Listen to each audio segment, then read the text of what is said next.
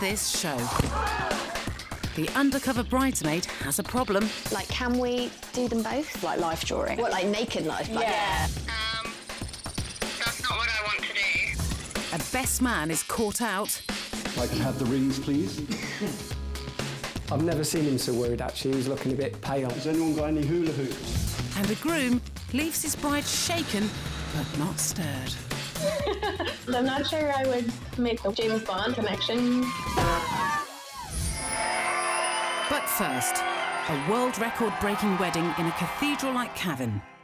Meet Ina from Norway and Jani from neighbouring Finland.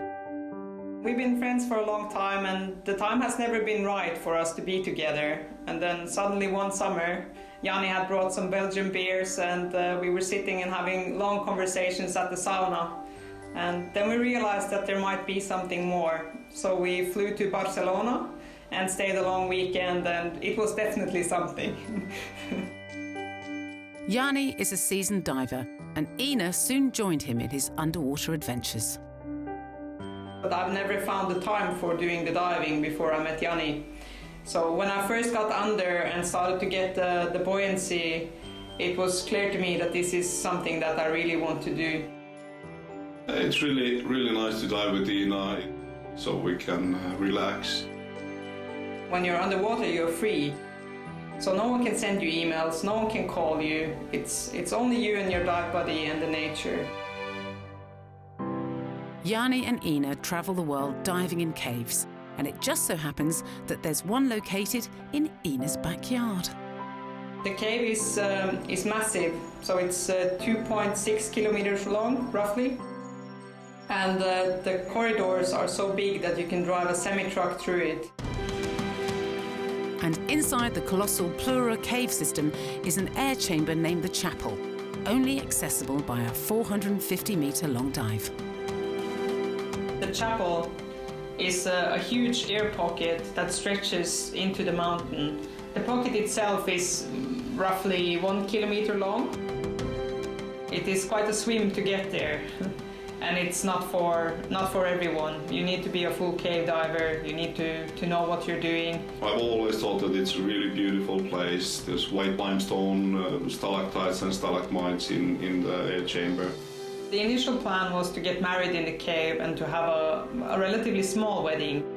What we didn't know was that it would spin a little bit out of control and be a huge event like it was. Ina and Jani set about turning their wedding into an epic event with cave lighting, cameras, and a live stream of the ceremony for non-diving friends and family. But getting their 67 diver guests into the chapel in time for the ceremony was no mean feat. It's a massive operation, and everyone was given their own time slots when they have to be ready in the head pool, ready to go into the cave. Teams of 3 went in every 5 minutes. Everyone that was diving had to have a dive plan, and if something didn't look right, they were not able to attend. I was a little bit nervous about how everything is going in technical way, all the cables and getting the divers in within the time. I was more worried about that than actually getting married. With the 67 divers waiting in the chamber and the live stream up and running, it was time for the bride and groom to make their way up the watery aisle. I was afraid for a long time that I would be really nervous on the big day. But when I knew that all the divers had already arrived in the chapel, everything went well on their dives, I was not nervous at all. So now there's nothing more to do except do it and enjoy it. Later, the intrepid couple reached the chamber known as the Chapel. And it's breathtaking. In return, I will give you a wet cave every day. In return, what? Some say marriage is a marathon, not a sprint. But try telling that to this overexcited groom in Arizona, the US. They're a bit eager with this short trip, as the honeymoon is usually after the wedding.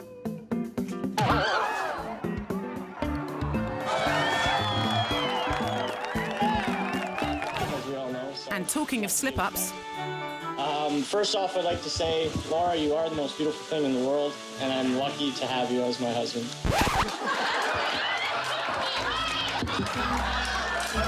this Canadian groom may have been blushing after his blunder, but luckily, he had the chance to clarify when he signed off his speech. Thank you very much, Laura. I love you to death. And you're gorgeous. And a woman.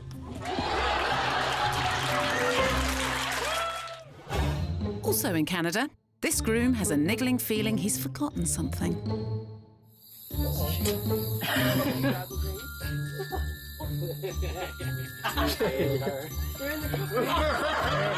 He may have done a runner on his wedding day, but thankfully he returned. And this time, with the rings. In Washington, in the US, it's a sweltering hot day for this couple's nuptials, as the maid of honour belts out a powerful love ballad for the bride and groom. The best man does the opposite of a standing ovation. He face plants the altar, fracturing his jaw, breaking 3 teeth, and splitting his chin in the process. Water, water. Guests rush to his aid, and eventually he comes round and gets taken to hospital. But the show must go on, so the couple got wed, but the best man, unfortunately, had to miss his speech and his teeth.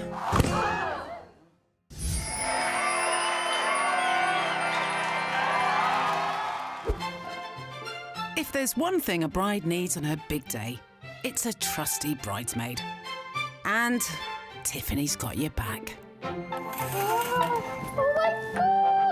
Brides hire her to avoid any nuptial nightmares.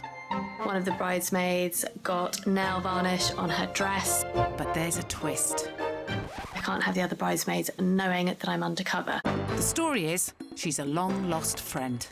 I have apparently known the bride since we were on gap year together. But the truth is, they barely know each other. This is actually all complete rubbish. I met the bride 6 weeks ago. She's the undercover bridesmaid. I've just got to pull it off.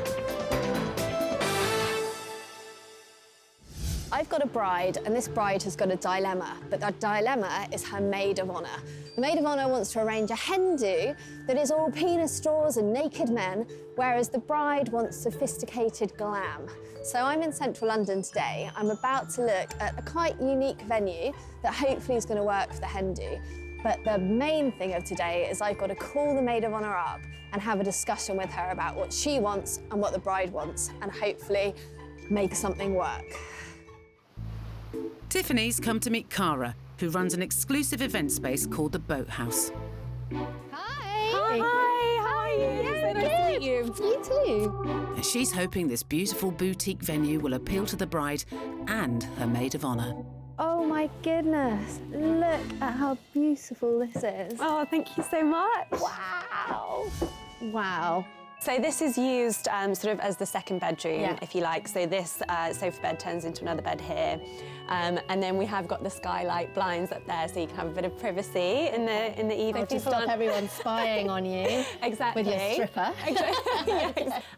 But this means that we can accommodate up to 4 people. Okay. Or we can sort of move out the furniture completely, and then. Can you? So then you can have a big sort of table here. Exactly. Exactly. And how many people would that seat? So we can do seating for up to 20 people. Perfect.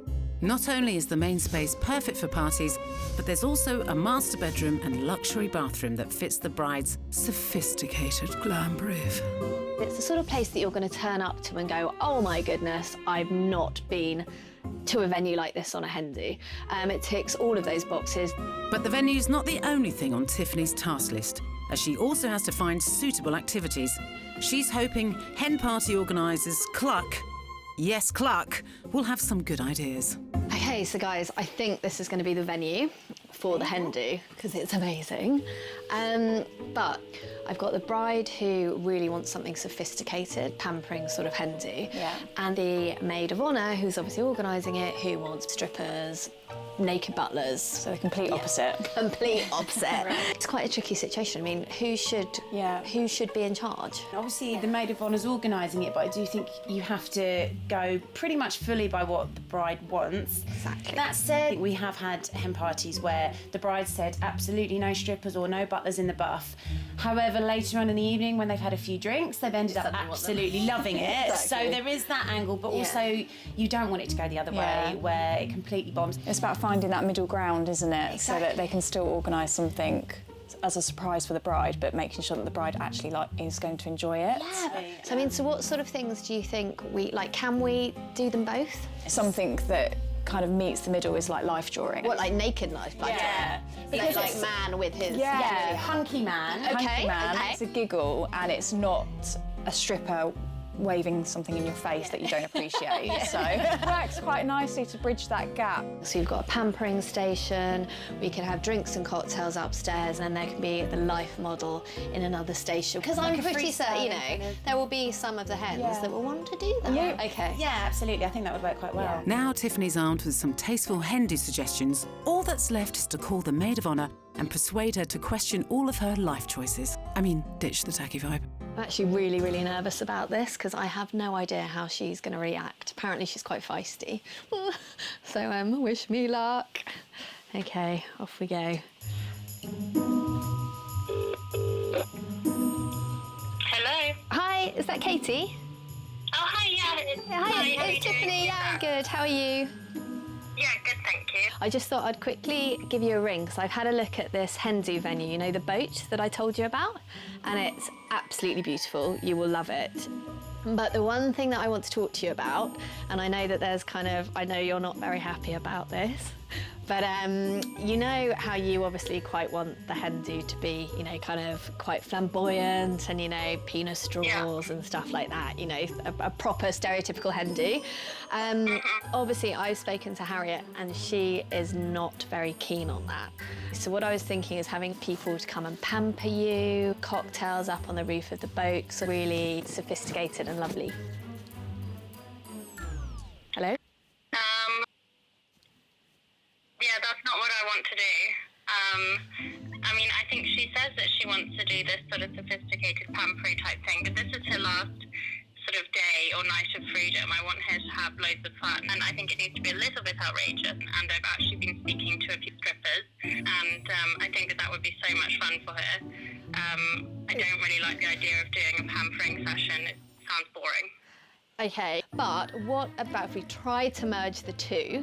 So, for example, we can kind of have like the pampering and stuff like that, but maybe we can bring in a very handsome man that can be semi-naked or completely naked if you want, and you can kind of sit down and do like a life drawing class. Okay, yeah, that could be a middle ground, potentially. Okay. Yeah, I quite like that idea. And then we've sort of ticked the boxes, so you've got your naked man and she's got her sophistication. Do you think that could work? Okay. I think that could work. Yeah, I think that's a good middle ground for both of them. And I think the life artist idea is a good idea because it's actually quite unusual. I've not heard of that before. Yeah, exactly. That's a nice twist. Okay, good. Yay. So I feel very relieved, but literally I feel nervous. Like I'm petrified she's going to message me back and say, actually, no. So hopefully we've found a good middle ground here and everyone can be happy. And now, sometimes the old gags work best. Now, Robert, if I could have the rings, please. No, what do you mean you don't have the rings? Meet Vicky, a wedding photographer, and Stuart, a wedding videographer who met 7 years ago. I've known Vicky quite a long time. She used to own a printer cartridge company, and I used to go in and get my cartridges refilled. He was one of my regular clients. I'd always known him as a bit of a nutter, and he kind of was he was always playing pranks, he was always being a bit silly, and so we got on really well. She was getting into photography and I was a videographer, so we started to work together on a few weddings. And we'd had a few friends keep telling us you're like a couple, and so after a while we went, well, actually, why aren't we dating? Part of the attraction for Vicky was the fact Stuart was a serial charity fundraiser and a general prankster. Not enough of those. The stories I've heard that he played on his poor mother and father, I mean, honestly, it would make your hair curl. One of Stuart's most prank victims is his long-suffering brother, Robert. Cheers. There's no sugar in it, is there? I think Stuart's more of a prankster. I tend to be more of a victim. Not again! I don't believe it. The biggest one I can remember that Stuart did is my mum had a gnome that used to be fishing in a little pond that we had in the garden. And one day it disappeared, and suddenly my mum was getting postcards from around the world. It'll come as no surprise when it came to their wedding, a prank would be involved. I only got the idea to play a prank on my wedding day 1 week before. I think he'd been sat there drinking a few glasses of wine and he'd said, do you know what, I really want to do a prank for the wedding. I thought, wouldn't it be great if we can do it during the service in the church, because nobody's going to be expecting that. And guess who's going to be the butt of Stuart's prank this time? I don't know, tell me. It's horrible. I was very proud to be his best man. I was really looking forward to it. Obviously, the key responsibilities were the rings. Little did he know he was going to fall foul of his little brother once more. I mean, get a clue, mate. It should be a lovely day. We'd met at the church. I was just welcoming everybody.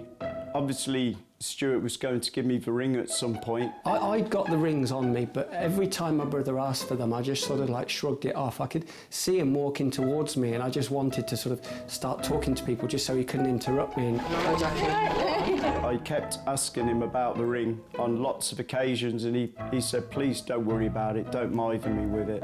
Just kept batting him off, really.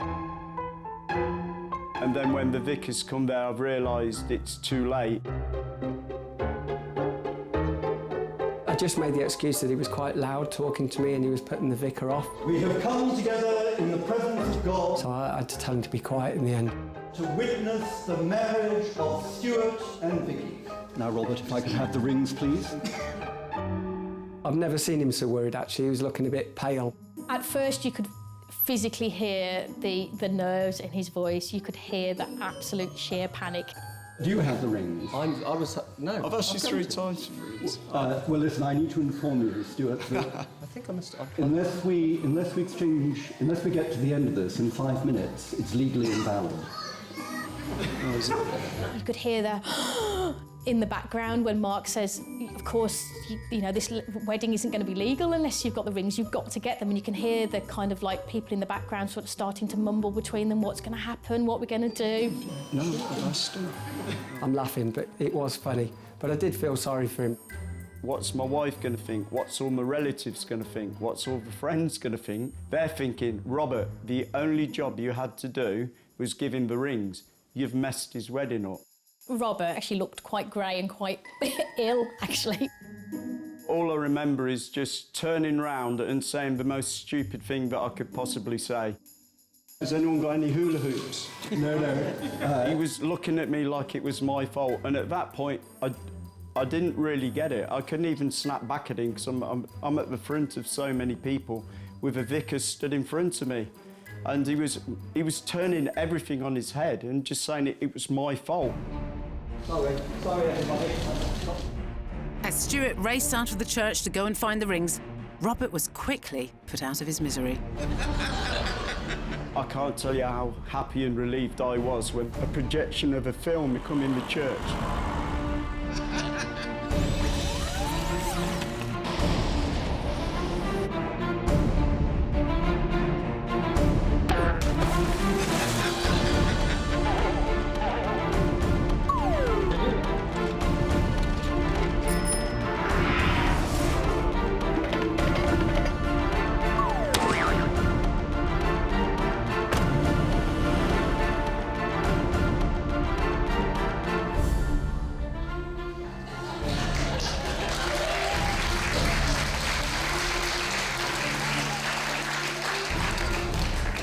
I just can't believe he did it on his wedding day. Robert, your job is done. You can return to your seat. Thank you. Were there any regrets from pulling a prank at their wedding? Not very kind what I did to him, really, considering he was such a good brother, but it was funny. I think, to be quite honest, it went better than I think we thought it was going to go. When they both asked me for the rings, I was mortified. It was the only thing I had to do, and I completely had messed up on it. Well, that's what I thought everyone would feel. Now, Robert, if I could have the rings, please. I'm after him big time now, but it has to be like Stuart. It's got to be on camera. It's like everybody enjoyed that video, apart from one person, and that's me.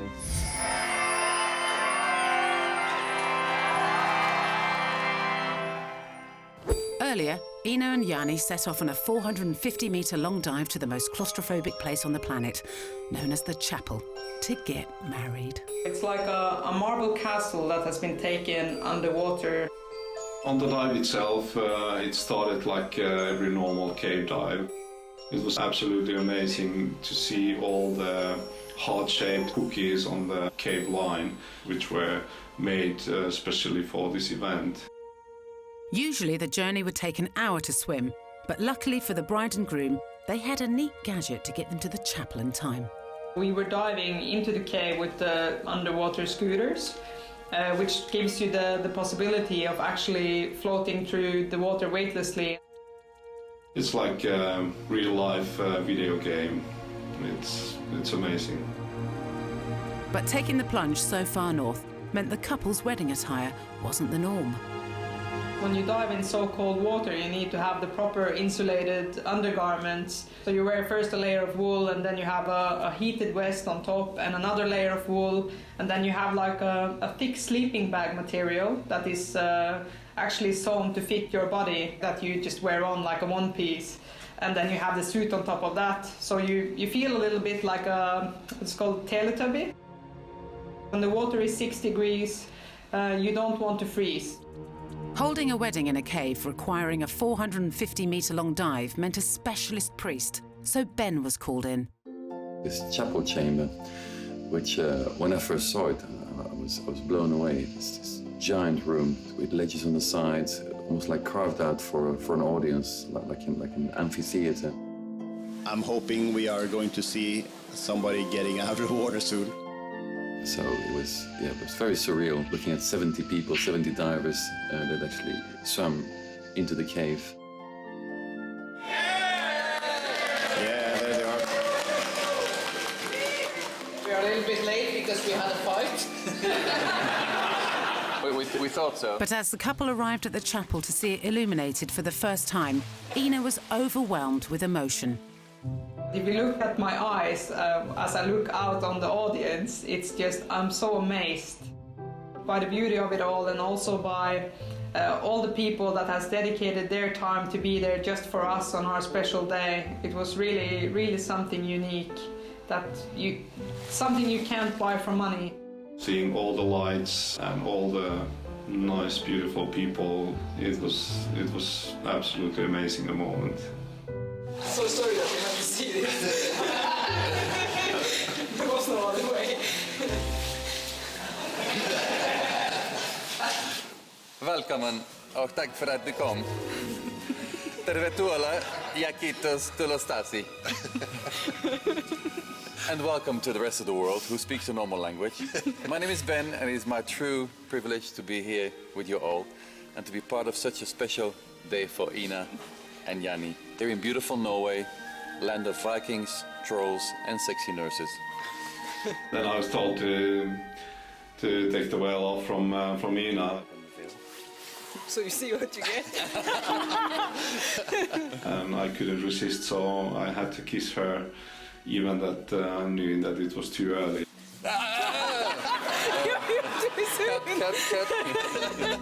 Cave divers have a pretty good sense of humor. They told me, please keep it light and keep it funny. Yanni, I give you this ring as a symbol of my love. They had not seen their vows, so they had to repeat after me, almost blindly, not knowing what I was gonna say or ask them. May it remind you, you are stuck with me for eternity. May it remind you that you are stuck with me for an eternity. In return, I will give you a wet cave every day. In return, what?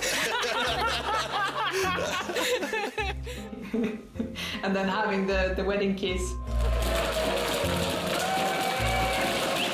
This is why this is better than church.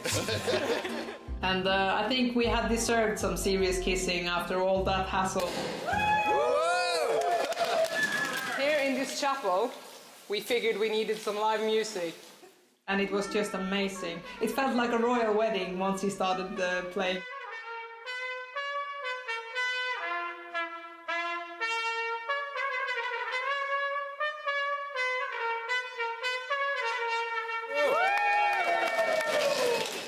When we went to the surface, we scooted out together, hand in hand, and it felt really good. Like, then we knew that now it is all done. We can take off our suits and just put on the party clothes and have a really great night. And it went so smoothly that it was just a huge feeling of relief and happiness that we had done it and we had kind of nailed it in such a way. The couple are the proud holders of the world record for largest dive access only waterlocked wedding ceremony. Yes, I'm pretty good at this voiceover stuff. I think we have the first world record in our area and it feels quite good. It's a world-breaking wedding they'll remember for years to come. People think that we are a bit crazy, yes, but crazy in a good way.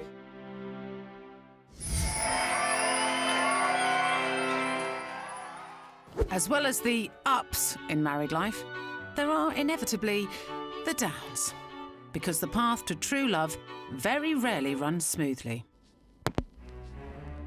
But there are some couples whose relationships have stood the test of time. I've been married 60 years. I hope we last another 60. And after decades of wedded bliss, I still like to hold her and kiss her. A big softie. I never, ever go to bed at night without giving Cullen a kiss. Yep. It's lovely. they know all the secrets to a successful marriage. Not sex, is it?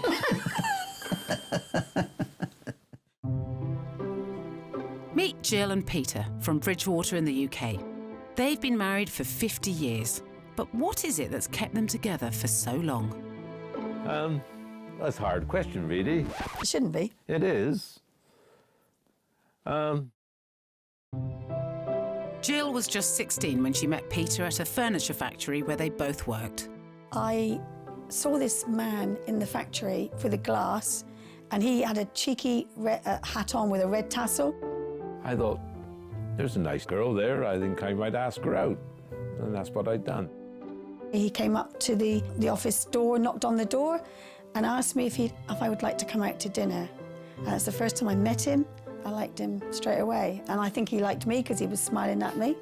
And we went out to dinner.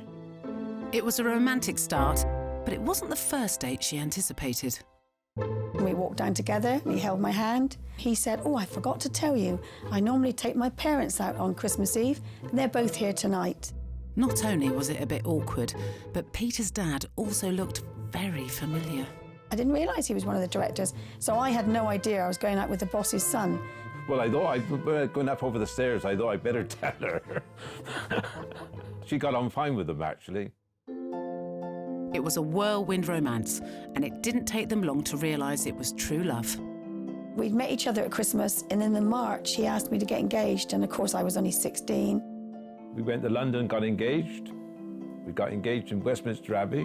It sounds probably a bit corny to some, but it was almost like we were having a blessing for our engagement. It was really nice. But we had to get back that night because them days, my mother was waiting on the doorstep and she told Peter good night as he took me to the door as my fiancé, and Mum said to me, he has to go now. After a year of engagement, the couple tied the knot in St Mary's Church in Bridgewater. I designed my wedding dress myself. I wanted it on the Victorian style, really Victorian. I was very pleased with the dress. It was very simple.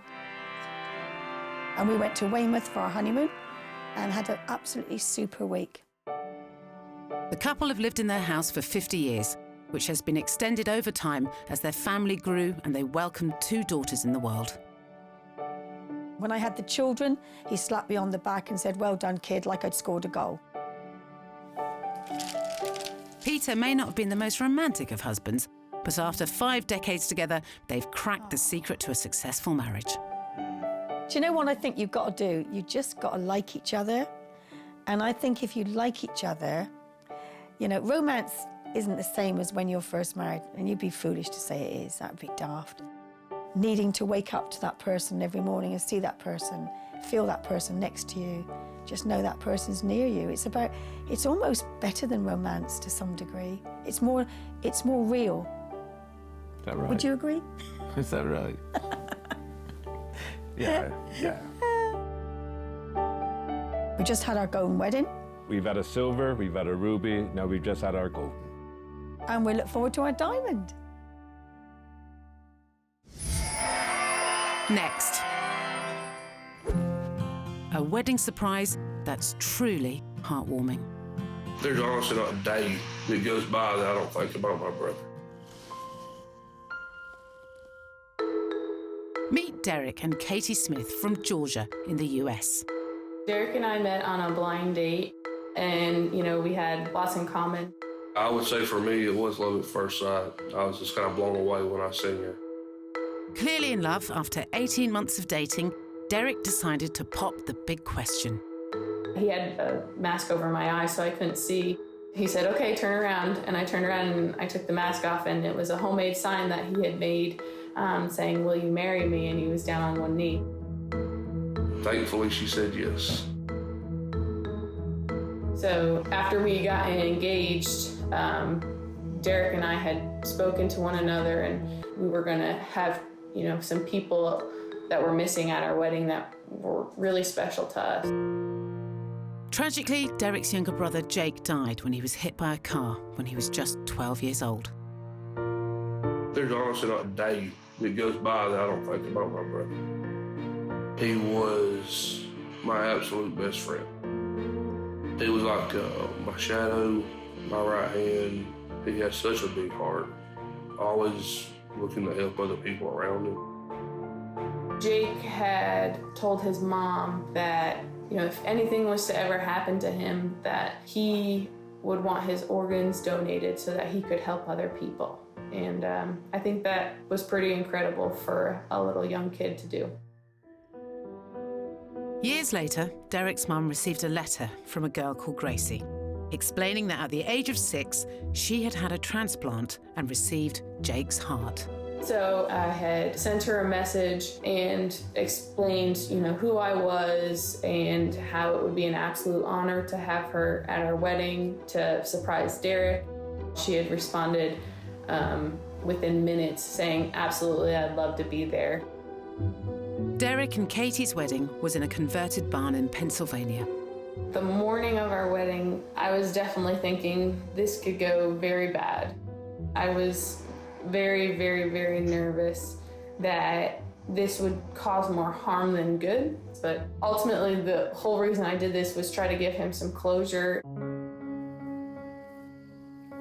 Katie and Derek decided to do a first look so they could see each other before the ceremony. She tapped me on the shoulder, and I turned around, and I remember I just started crying. I mean, the most beautiful thing I've ever seen. Katie then told an already emotional Derek about the surprise she had in store. She turns around, and she just kind of grabs my hand, and she looks at me, and I can see she's starting to talk, but I can see her lips kind of quivering. I have a really special person here. Her name is Gracie, and she received Jake's heart. And I wanted you to feel like he was here. I turned around and looked, and my mom was walking Gracie towards me. The first thing I did was just give her a big hug and told her, you know, thank you for being here.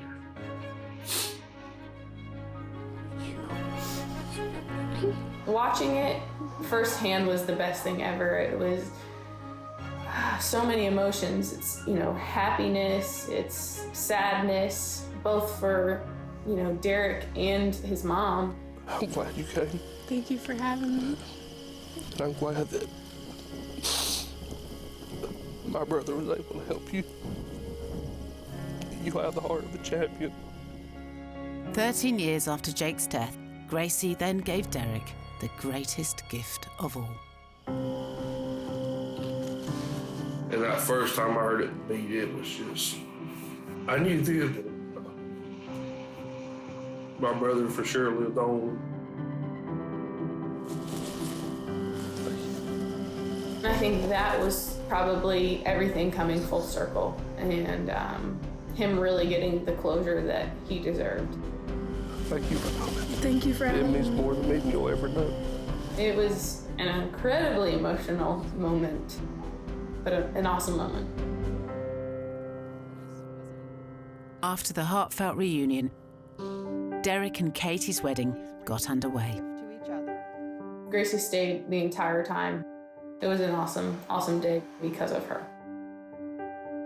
Jake may have left us, but he'd give this precious young lady and her family a whole nother shot at life.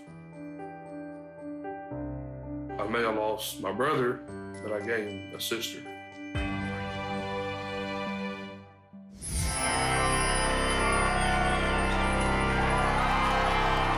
They say you never get a second chance at a first impression.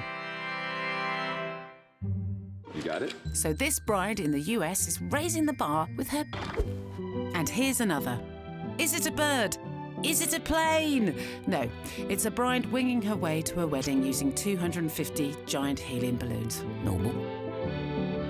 Not wanting to feel deflated on her big day, she went to a whole new level of wow factor, floating into her 15th century venue in Italy in style.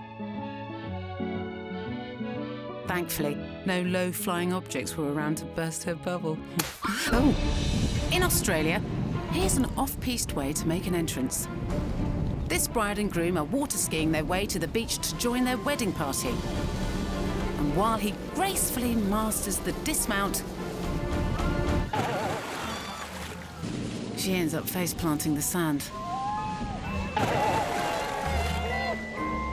resulting in a blushing bride.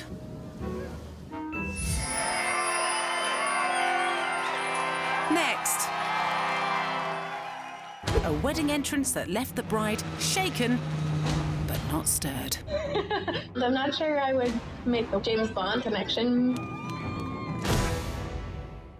Meet Rob and Kerry Lee from South Carolina in the US, who first met 10 years ago. I met Kerry Lee through a group of friends. We would go visit amusement parks in the summer. And I kept attempting to make my position in line, waiting to ride rides and roller coasters, as close to her as possible. And luck would have it, the one time I got nice and close, the roller coaster broke. It was a good way to spend 2 hours getting to know somebody while you waited in line. I don't know if it was love at first sight. I think She knew, I think, right away. I knew that she was a wonderful gal, but I definitely took my time. That's because Rob had other things to think about, like keeping himself alive. He is, some would say, an adrenaline junkie. Anytime he has an opportunity to skydive, he certainly takes it.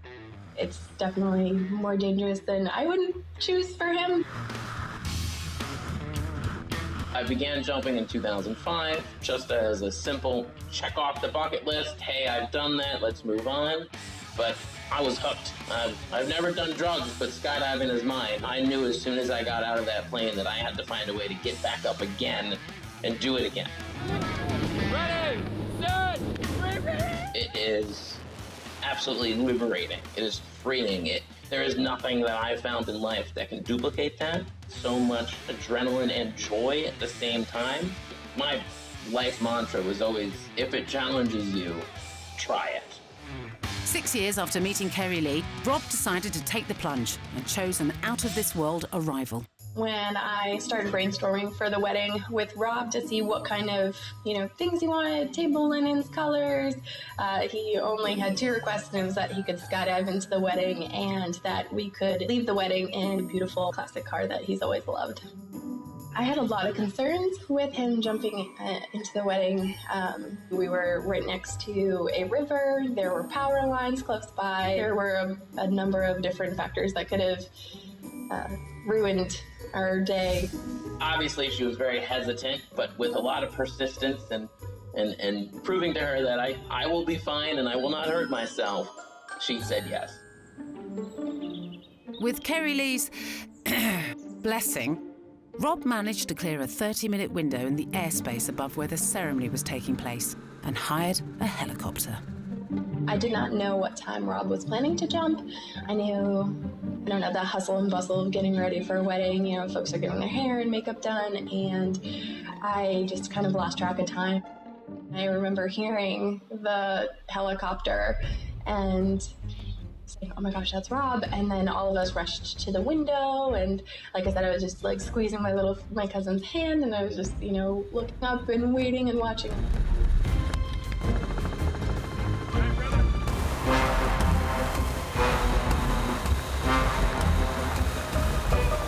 As I got out of that helicopter, it was just like I was jumping back home.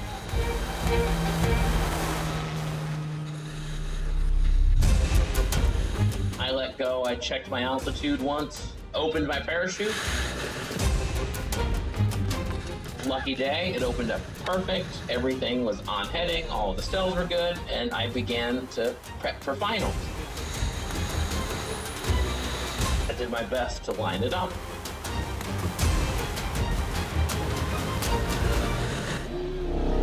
I did come in a little faster than intended. Partly I did want to come in kind of hot, but I feel like I overshot it a little bit.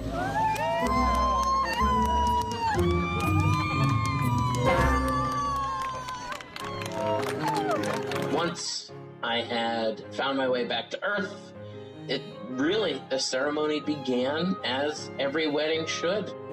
I was happy he was happy. I would say that my wedding was quite outrageous because I came swooping in like James Bond. James Bond. I'm not sure I would make that connection,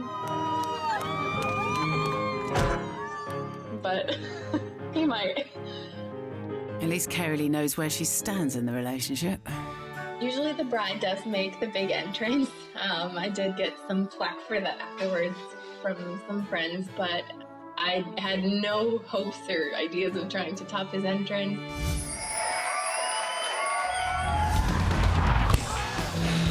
So that's your lot from our bonkers brides